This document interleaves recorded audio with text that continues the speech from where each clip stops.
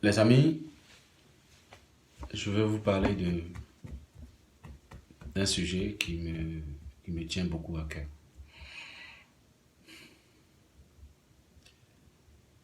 Vous savez, on dit, Dieu nous a créés avec plusieurs facultés. Plusieurs facultés, il y en a 12. 12 facultés. Dans ces 12 facultés, il y a l'imagination. L'imagination. L'imagination de l'homme.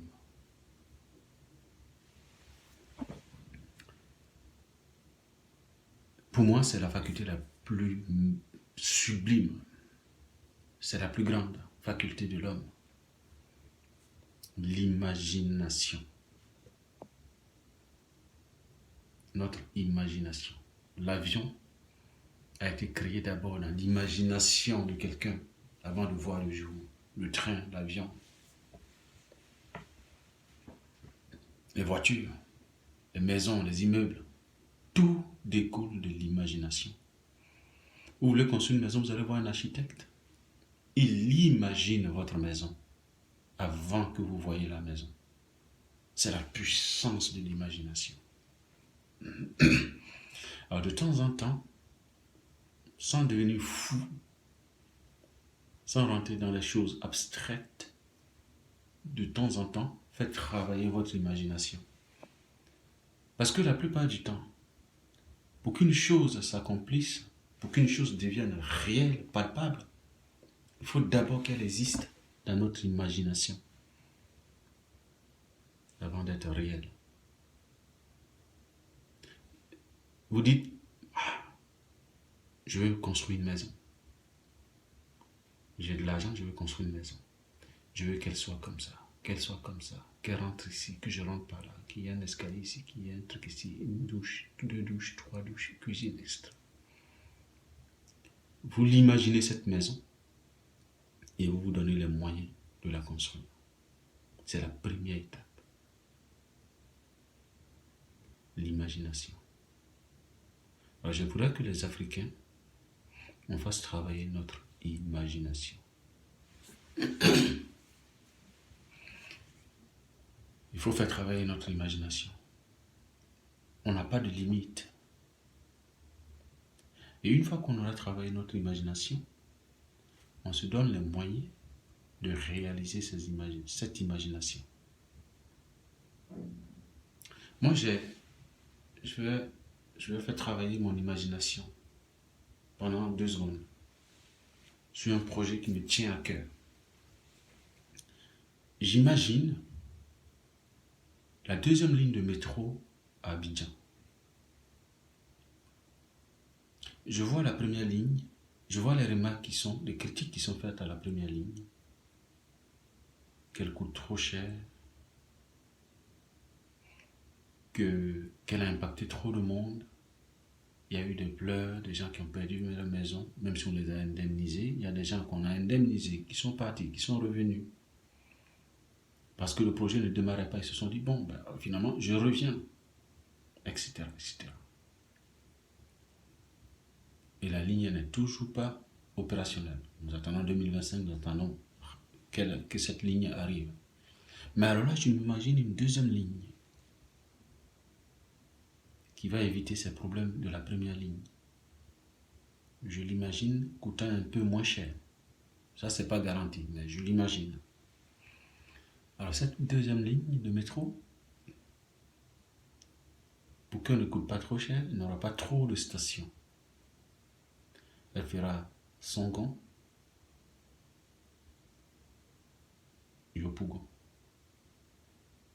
Un arrêt à Songon, un arrêt à Yopougon, un arrêt au plateau, un arrêt à Cocody, un arrêt à Benjaville et le terminus à Grand Bassam.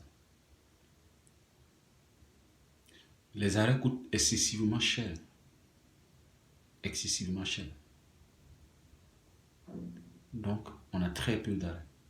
De sorte que c'est Gbaka qui circulent entre les communes, désormais, leur priorité, c'est de prendre les gens et de les déposer aux arrêts de ce métro-là. J'imagine beaucoup ce métro devenir une réalité sous le président Alassane Ouattara. Ce métro coûtera comme il coûte, ça coûte excessivement cher. J'imagine juste que l'État fasse les stations entre le plateau et Yopougon, au centre de Yopougon quelque part, au centre bien situé à Yopougon.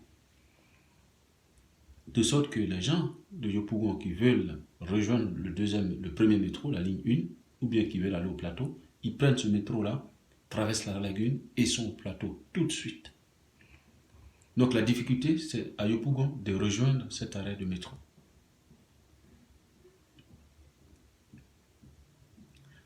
Et cet arrêt de métro, je l'imagine 100% souterraine. 100% souterraine. Cette ligne de métro. Je l'imagine.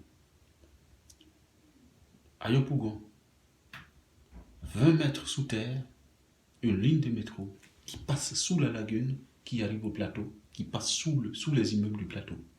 Et juste des sorties en haut. On ne prend la terre à personne. On ne casse la maison de personne. Savez-vous qu'à une certaine profondeur sous terre, même s'il y a de l'eau au-dessus, l'eau n'atteint pas cette profondeur. Donc j'imagine juste ces deux arrêts qui sont faits dans un premier temps. Et plus tard, on fera des arrêts supplémentaires selon les besoins, selon les moyens de l'État. Juste ces deux arrêts, Yopougon, Plateau. J'imagine que l'État de Côte d'Ivoire décide ce projet, confie ce projet à des Ivoiriens et disent à un groupe de passionnés Ivoiriens, un groupe de passionnés, et leur disent trouvez, réfléchissez, dites-nous comment nous pouvons creuser ce métro par nous-mêmes. Après, on verra pour les rails, pour les wagons, etc. Allez à travers le monde, renseignez-vous, prenez les contacts, trouvez les moyens. En 1819, on faisait déjà des métros-tunnels. Aujourd'hui, on est en 2023. Pourquoi l'Ivoirien ne peut pas creuser, faire des tunnels? J'imagine la Côte d'Ivoire confier ce projet-là en disant à ce groupe de passionnés, je n'ai pas dit d'experts, je n'ai pas dit un groupe d'experts, d'ingénieurs ou qualifiés, non. Je dis un groupe de personnes passionnées par la Côte d'Ivoire, dont j'en fais partie, passionnées par le pays. C'est ce que je demande. Un groupe de personnes passionnées par le pays, par la nation, et à qui l'État leur confie ça. Débrouillez-vous avec très très peu de moyens, sans prendre de risques pour la population ivoirienne, sans faire des écoulements. Creusez-nous ce tunnel et que ce groupe-là commence à se documenter sur les premières méthodes pour creuser les tunnels dans les pays aujourd'hui développés avec les moyens.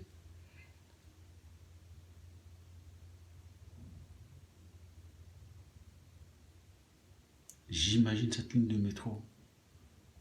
J'imagine ce groupe d'experts, d'Ivoiriens, de passionnés Ivoiriens qui ont creusé cette ligne de tunnel, qui ont fait intervenir les jeunes, des milliers de jeunes. Il ne s'agit pas là de devenir riche par ce projet.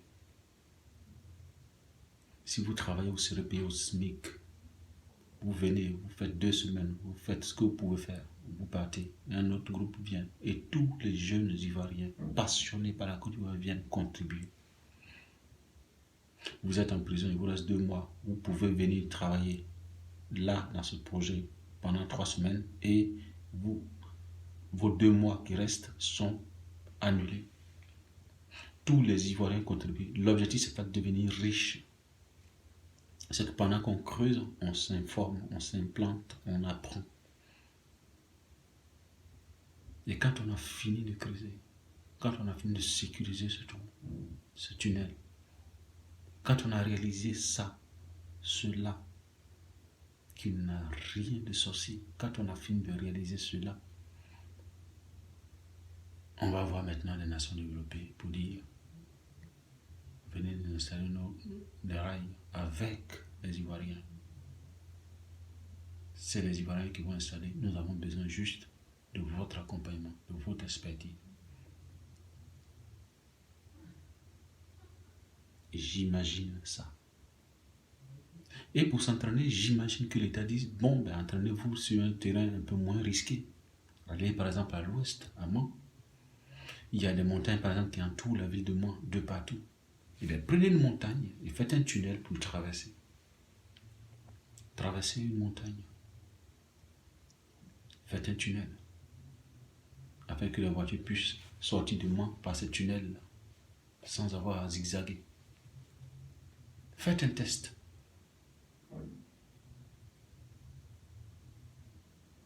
Pourquoi pas? C'est mon imagination. Ça ne me coûte rien. Ça ne me coûte rien. Et j'imagine cela pour la Côte d'Ivoire. Et que tous ces jeunes qui seront en train de parler de politique, de pro ceci, de pro cela, de ça ou rien, de lui ou rien. Et que pendant ce projet-là, les jeunes viennent. Ils font un peu. On fait 1 mètre. On arrête. On stabilise. On construit le dôme. On s'arrête. On fait 2 mètres. On fait le dôme. On le sécurise totalement. 0 mort. Et on passe sous la lagune. On arrive sous le plateau. On dit là, on a tel niveau sous le plateau. On cherche maintenant à sortir, à faire des sorties avec des escaliers ou des escalators.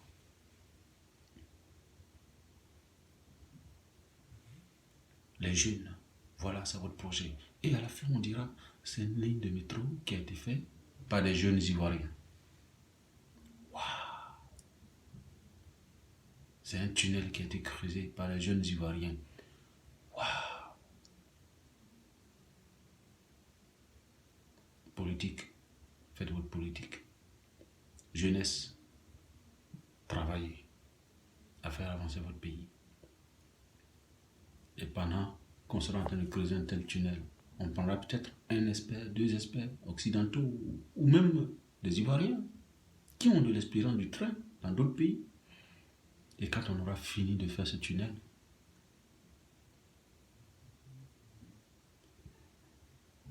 on pourra en faire des milliers à travers le pays. On pourra faire des autoroutes par tunnel. Ça nous évitera de détruire toutes ces forêts. On sera lancé. On nous appellera dans les autres pays pour venir faire des tunnels. C'est mon tunnel rêvé. C'est mon imagination. Je souhaite que ça devienne un jour réalité. Ça sera notre projet. À bientôt.